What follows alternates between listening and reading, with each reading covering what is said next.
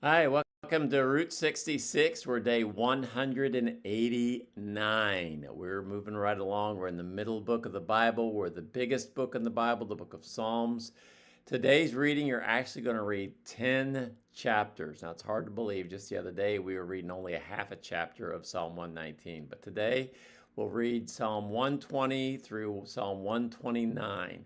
And so let me give you just a really, honestly, just a one sentence summary. That's kind of all I have time for. They're fairly short, so it's good. You'll just breeze right on through it. Psalm 120 is a cry to God for deliverance from some deceitful people, some hostile, angry, violent people.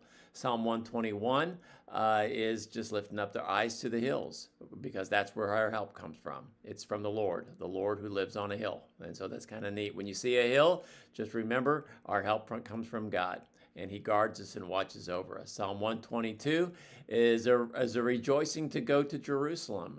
It's a prayer for the peace of the city of Jerusalem. In fact, many of these psalms were probably written by the people who would travel to Jerusalem on an annual basis. If you remember the story when Mary and Joseph brought Jesus to Jerusalem when he was 12 years old, they may have sung these psalms as they were going through. Psalm 123 is to look to God like servants look to their master, like an employee looks to the employer, pleading for mercy and help.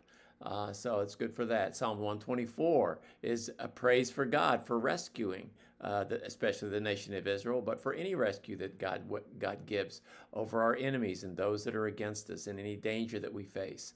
Psalm 125 is for those who trust in the Lord, and he will give us security and take care of us. He surrounds us and he protects us. Psalm 126 is a remembrance song to remember how God has previously taken care of us, has restored us. It's amazing how God takes care of us and watches over us. A prayer for renewal and for a harvest of blessings. In Psalm 127, without God, our efforts are in vain.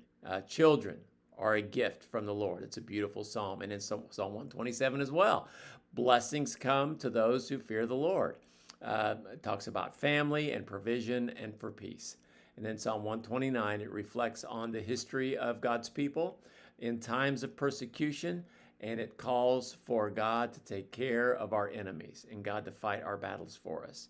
So those are 10 Psalms that you're going to read today. Now, some lessons that you can learn, and it's just simple. All these, we can kind of pull out more from some of them than others, but here we go. Lesson number 1, God is our constant protector and provider. Psalm 121 and 127 both talk about this. He takes care and builds our homes. He protects us and guards our steps. He watches out for us.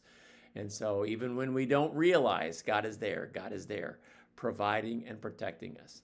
Another lesson, faith doesn't eliminate trouble, but it gives us hope.